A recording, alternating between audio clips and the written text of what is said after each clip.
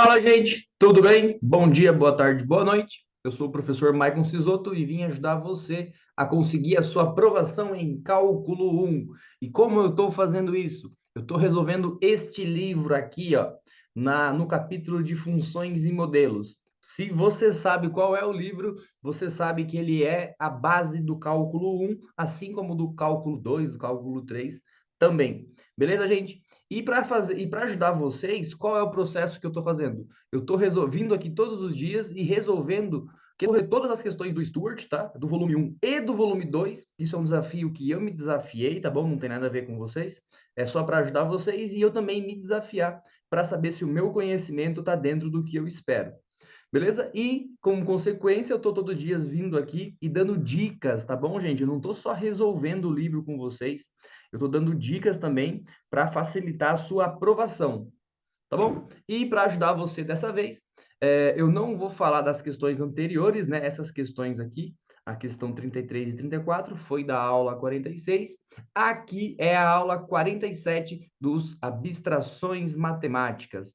Tá bom, gente? E eu vou resolver com vocês a questão 45 e a questão 46 hoje. Tá bom? E são duas questões muito espertas. Por que são duas questões muito espertas? Porque se você não sabe o detalhe dela, você se enrosca, né?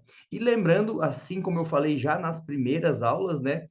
Para você conseguir a sua aprovação em cálculo, você tem que saber aonde você não sabe, porque aí você vai fortalecer aquela parte, tá?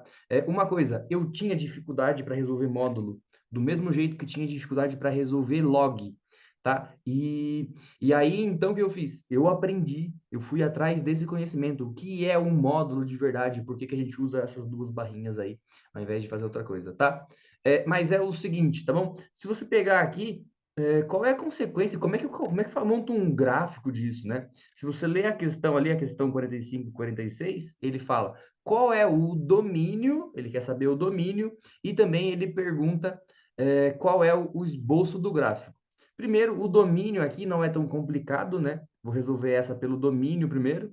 Então, o domínio é o x pertencente a todos os números reais, certo?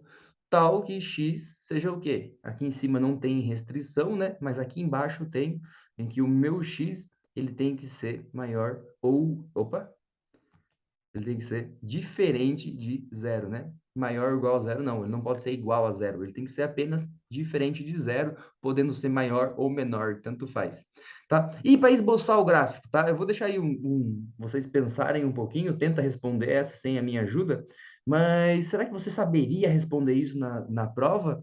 Lembrando que na aula anterior eu falei, né?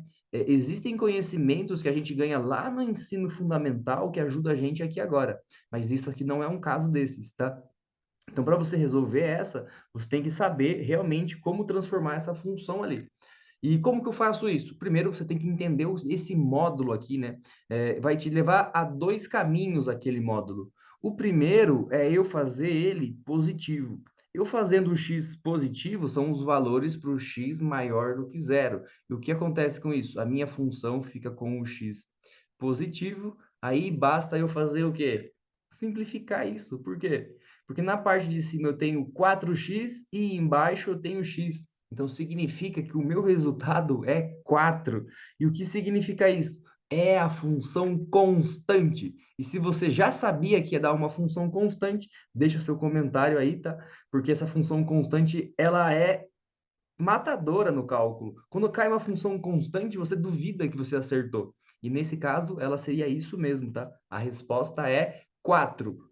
Só que não é só 4. Ela é também para o x negativo. Como assim?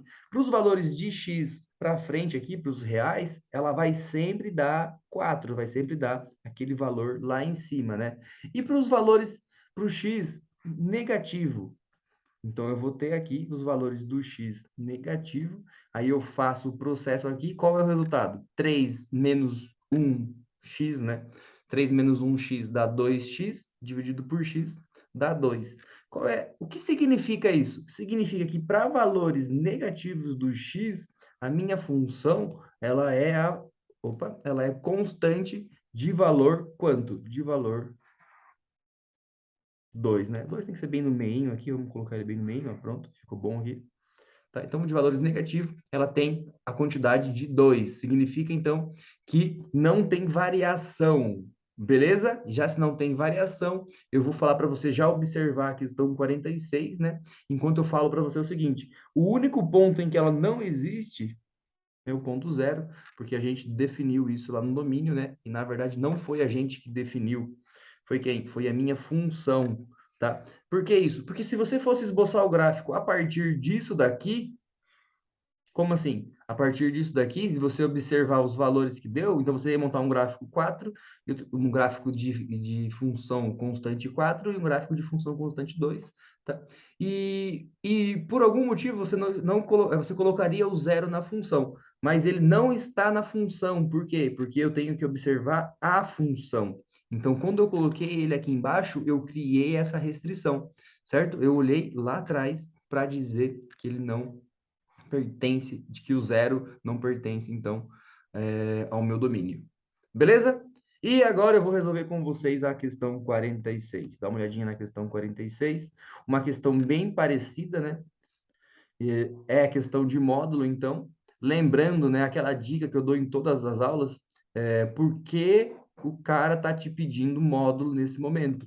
Gente, ele tá pedindo porque ele quer saber se você tem esse conhecimento mínimo. Então, você vai ter que aprender cálculo pelo conhecimento mínimo, certo? Ele, é que digo, não é que você vai ter que aprender cálculo, ele vai ter que te ensinar cálculo pelo conhecimento mínimo. Entenderam? Não é que você vai aprender o cálculo, é ele quem vai te ensinar o cálculo devido a esse conhecimento mínimo que você tem.